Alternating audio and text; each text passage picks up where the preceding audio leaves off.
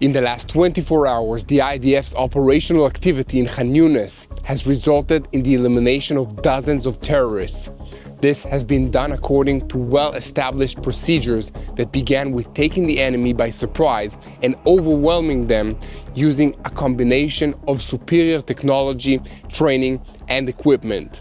Meanwhile, on the northern front, the Iranian-backed Lebanese terrorist group Hezbollah has begun launching swarms of terror into the skies of northern Israel, while the IDF continues to pound Hezbollah positions, rocket launch sites, weapons storage areas, and staging grounds. On yet another front in this war, the Houthis of Yemen threaten to target strategic targets in Israel, including natural gas fields, air, and seaports. Let's dive into the details. I'm Yair Pinto, and this is your Boots on the Ground report about what is happening in Israel on the 292nd day of the war against Hamas, Hezbollah, Iran, and all the terrorist proxies in Yemen, Iraq, and Syria. In a statement regarding the current operation in Khan Yunis in the Gaza Strip, the IDF spokesperson's office said on Tuesday evening that the divisional combat teams of the 7th Brigade, paratroopers, and the commando formation under the command of the 98th Division began a divisional attack in the last day in the Khan Yunis area in the southern Gaza Strip. The combat team of the 7th Brigade led the divisional attack and eliminated terrorists by firing tank shells and directing fire from the air. During the attack, Air Force aircrafts attacked over 50 terrorist infrastructures, including munition depots, observation posts, buildings used by Hamas terrorists, and the route of tunnels in the area was attacked as well. One day into the renewed IDF offensive in the city of Khan Yunis, there are reports of dozens of terrorists eliminated and extensive damage to the terrorist infrastructure in that city.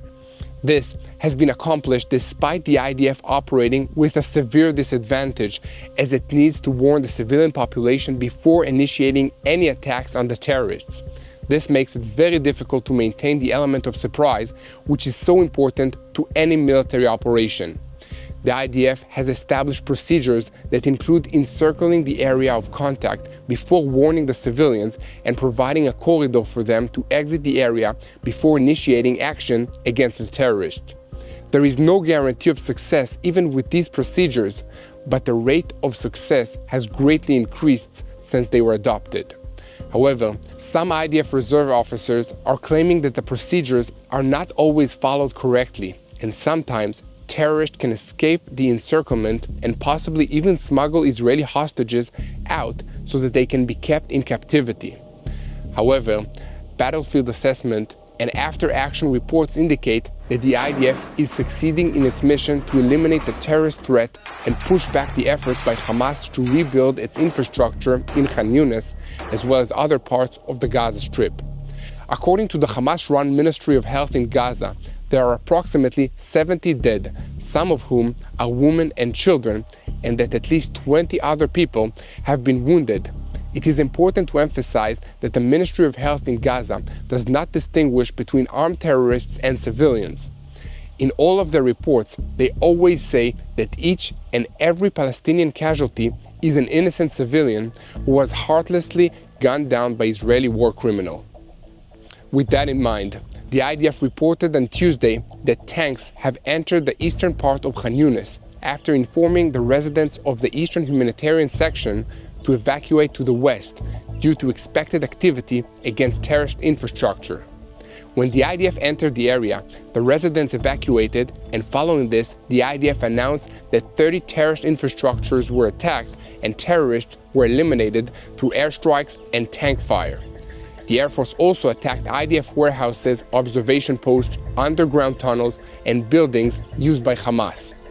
In a related story, Elon Musk, the owner of the company SpaceX, as well as the X network, announced that Starlink satellite that enable a connection without Wi-Fi infrastructure are operating above a hospital in Gaza City in the northern Gaza Strip.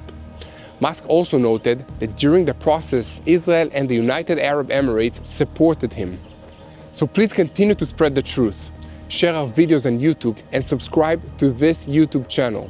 And if you want to directly support us so that we can continue to bring you quality content about what is happening in Israel, please donate to our work through the link that you see on YouTube, or go to our website at www.tbn.org/Israel.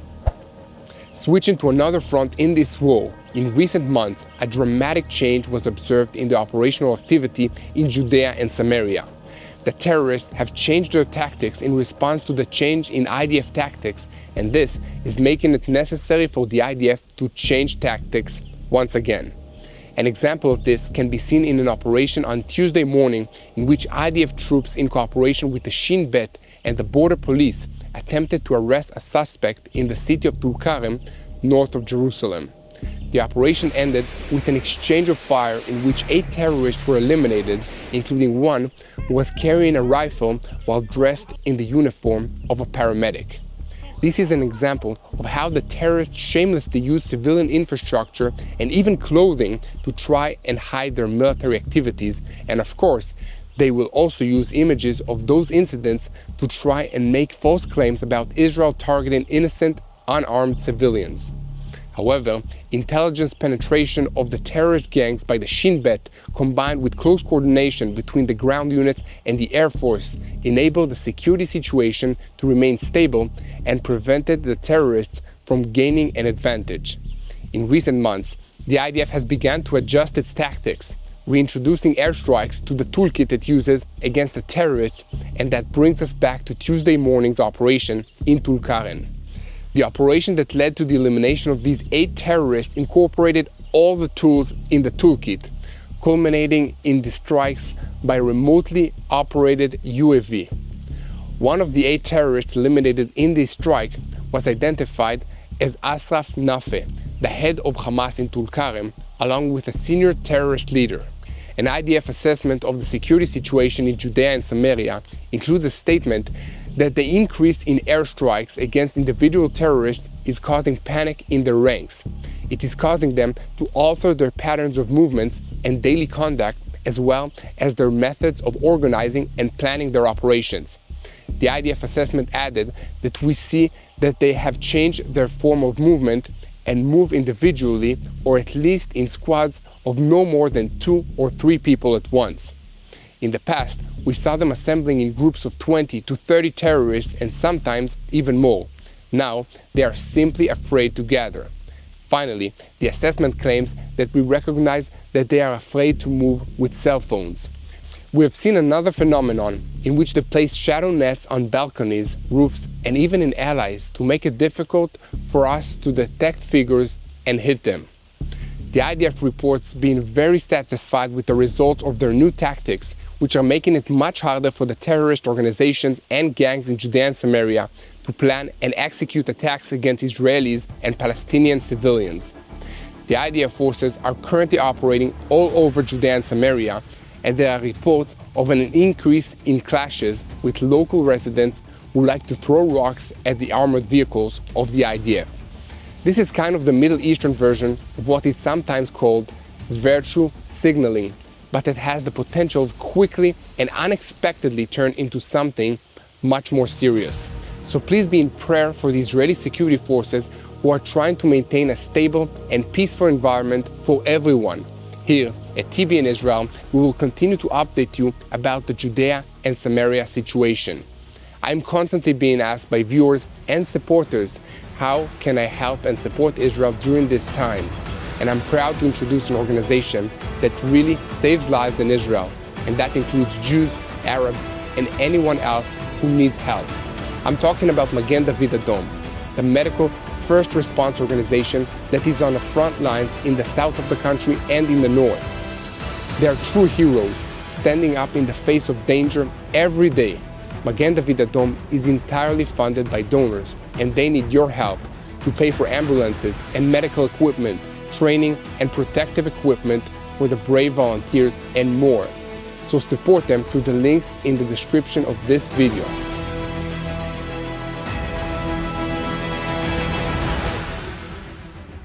Now back to the news. Switching our focus to the northern front, the Iranian-backed Lebanese terrorist group Hezbollah has continued firing rockets, anti-tank missiles, and UAVs into northern Israel and has begun to target communities further and further south into the heart of Israel. Of course, the IDF and the Air Force have hit back hard and will continue to do so as long as Hezbollah continues to target Israeli communities in the Galilee. On that note, I'm happy to report to you that the IDF's ability to defend against attacks by incoming UAVs has improved. In the last 24 hours, the rate of interceptions for such incoming weapons has been nearly perfect, and improvements continue to be made. Each encounter between the incoming weapons and the defending air defense systems are analyzed so that improvements can be made in real time. The IDF is in a learning race, so that it is possible on the one hand to detect launches in real time, and on the other hand to intercept drones from short ranges and in difficult topographical conditions. It is very difficult, but the IDF is winning this learning race and getting better at shooting down drones that Hezbollah is launching at us. Both the Iron Dome and airborne fighter jets are used in interceptions, and other systems might soon be integrated into the defense systems as well. To sum up, we are finding out the best way to defend against terrorism the hard way, so that others won't have to. And as usual, everything that the IDF is learning in these engagements will be shared with our allies and partners. Meanwhile, there are rumors that Israel and Hezbollah have sent a message to the mediators that they will agree to begin negotiations for a ceasefire if one is reached in the Gaza Strip. This is according to a report published this week in the New York Times and based on 3 Western sources privy to the details. However, a statement from the IDF spokesman said that the army is ready for a full-scale war against Hezbollah if that's what is necessary. Here at TBN Israel, we will continue to report on any developments in this area. So please continue to spread the truth, share and follow us, and take a minute to click the follow button and subscribe to this YouTube channel so people will know what is happening in Israel. We conclude today's report with a look at the threat from the Iranian-backed Houthi rebel group which controls most of Yemen. In the last 24 hours, they announced that they are preparing to move to the 5th stage of their war against Israel, targeting the ports of Ashdod and Ashkelon. At the military level, it is probable that the Houthis' ability to receive arms shipments from Iran still exists. The port of Hodeidah, until the moment of the Israeli bombardment, received about 80% of the products, goods, and fuel shipments imported into the area controlled by the Houthis, where 2/3 of Yemen's residents are concentrated.